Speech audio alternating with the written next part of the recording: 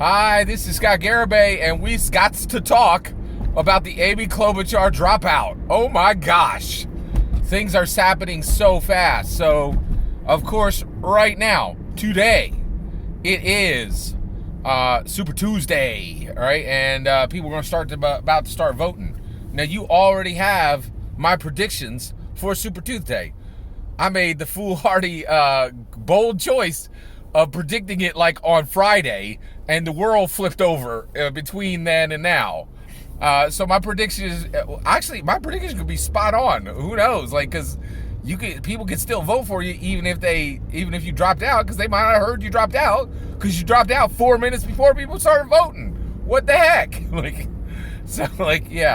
So Amy Klobuchar dropped out. It came literally bump right after Pete Buttigieg dropped out. And for Amy, it was tied to Joe Biden.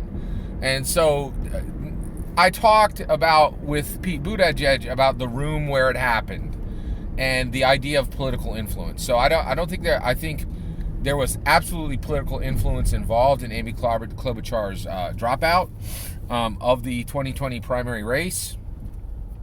I'd love to go on and on about how much I like Amy Klobuchar, but there ain't time for that. We got to talk about the facts on the ground and all the stuff that's actually happening. It's just firing off like crazy right now.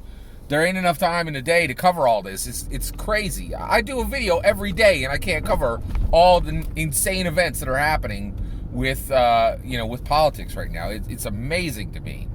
All right, so here's the deal. Amy Klobuchar is out. And it looks like she did this specifically because, this is my opinion. And the reason why is whenever you hear these dropout stories, and boy, I can tell you right now, you definitely can ignore whatever Amy said about why she dropped out, because she said she was staying in past Super Tuesday literally on Sunday. So on Sunday, she was talking about her plans to continue to run, and on Monday, she was out. There was a meeting. That is my opinion. There is my opinion. That some powerful people met with her and was like, we need you to drop out. Now, I do not think there was any corruption. I don't think there was any laws broken. I think we're talking about good old-fashioned political influence. And people don't like to realize this, but backroom dealing is not illegal, right? So basically, there are people in America who have the ability to bring millions and millions of votes one way or another to one candidate or another just by their influence on the American people through goodwill, right? You could sway people with goodwill. That's not illegal. That's just relationships. And with the power of social media, with the power of a whole lot of old and new mechanisms, you can wield an incredible amount of political influence. And that's exactly what we're seeing. I think political influence was involved in Amy Klobuchar dropping out. And here's what I think is happening. This is my speculation on the situation. This is just my opinion on what's happening, right? So I think what's happening is the DNC and powerful Democrat backers are absolutely terrified by the idea of Bernie Sanders. And well, they should be. He's an absolute loss. He's an absolute loss. He's a guaranteed win for Trump. Now, let me be super clear. I actually think that Bernie Sanders does have a 1% chance of beating Donald Trump any given Sunday. It's always a thing. He has a 1% chance. But they're like, hey, 99% Bernie Sanders is going to win. Bernie Sanders is going to lose to Donald Trump. And they're right. They're right to be terrified. Where they're wrong is that Biden is their savior, right? I don't know who is giving consultation to these people. Man, you would think that their money would be able to buy them better consultation, but who whispered in their ear that America was going to get excited about an 80-year-old president, about an 86-year-old president, right? Joe Biden ain't saying that he's going to run for a single term, right? He never said that. In fact, he resisted saying that. That means he's going to be like every other president, and he's going to go for 2 terms. So if you signing on for Biden, you are signing on for an 86-year-old president. You are signing on for a president 2 decades past the age of retirement that has a whole host of problems. And the idea that Americans are going to get excited about an 86-year-old president is ludicrous. It is, and not the cool rapper Ludacris. It's the non-cool, ridiculous, not good idea, really bad plan. So it is shocking to me that the DNC and the powers that be are like, we really need an 80-year-old president, like an 86-year-old president. Like, no, man, we do not need that. Like, and here's the thing. I'm not trying to be ageist, and I'm not trying to be cool. I'm trying to listen to the Democrats. I'm trying to be a good Democrat and listen, right? If you're a good Democrat, you cannot vote Bernie. You cannot vote Biden. Now, why do I say that, right? Well, because we as the Democrats keep telling and getting very, very frustrated with the Republicans for not paying attention to science. Well, you know what science says? The science says the human body breaks down over time, right? Like all of it. The brain, the body, like every part of it. It just breaks down over time. And there is no science in the world that said, and we all observed, we used our observational skills to watch while Obama withered and like grew gray and withered under the weight and the pressure and the stress of the job. Science has told us this is a bad idea. So we can't, on the one hand, laugh at Republicans and tell and say that they're bad for not following science, and then ignore science on our side and say, oh yeah, 86-year-old president's a great idea. This is going to work out awesome.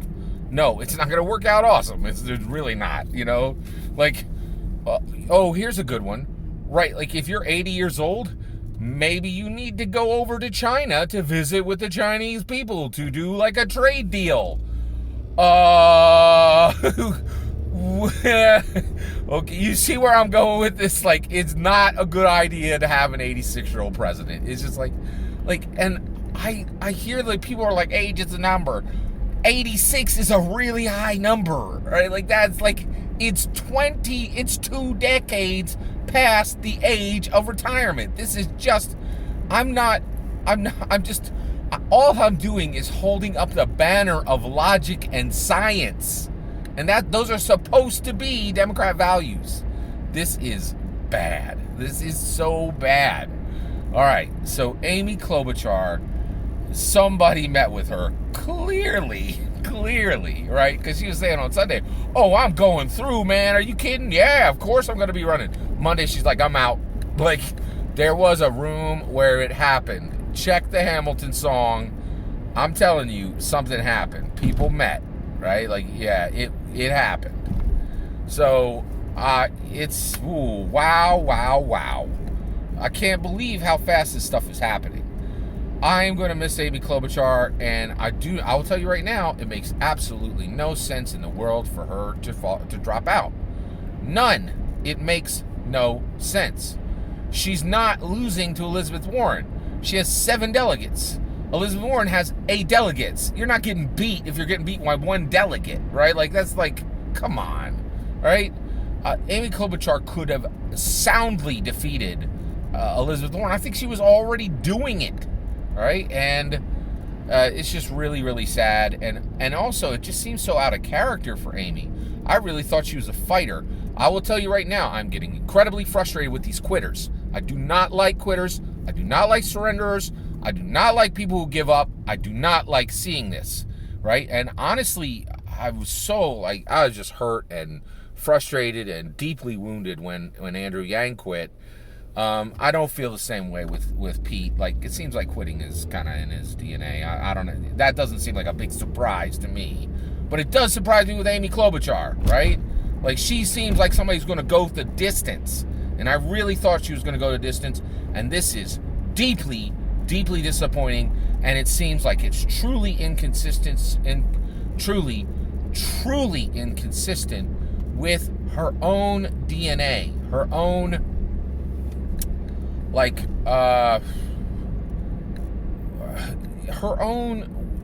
the seed that is in her, that is her, right? This just quitting and bowing and surrendering, it's not in my DNA, it's not in my, I just don't do it. I don't do it, right? And it's frustrating to see an incredible fighter, a feisty person, a gladiator like Amy Klobuchar bend the knee, especially to what the media is now calling a moderate, which is Biden. Biden ain't a moderate. You should call him mild. Like, ugh, boy, oh boy, to see Amy Klobuchar bow, just like, bend the knee and bow down to Joe Biden. Good Lord. What sad, incredible, weird, strange, sad-making times we are in. We are seeing the strangling of anyone who had any purpose or flair or awesomeness. If you didn't just, if you weren't just dyed-in-the-wool, alligator, crocodile, swamp creature politician, Trump said, drain the swamp, right? Biden, Sanders, these are old-time politicians. These are people who have been in those smoke-filled rooms for decades. They say they want to fix the system.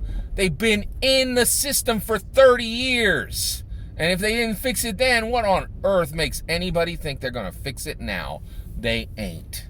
And to see a real scrappy fighter, a person with real flair and character like Amy Klobuchar, bow down to Biden is just sad-making. It makes tears come out of my face. That is my opinion.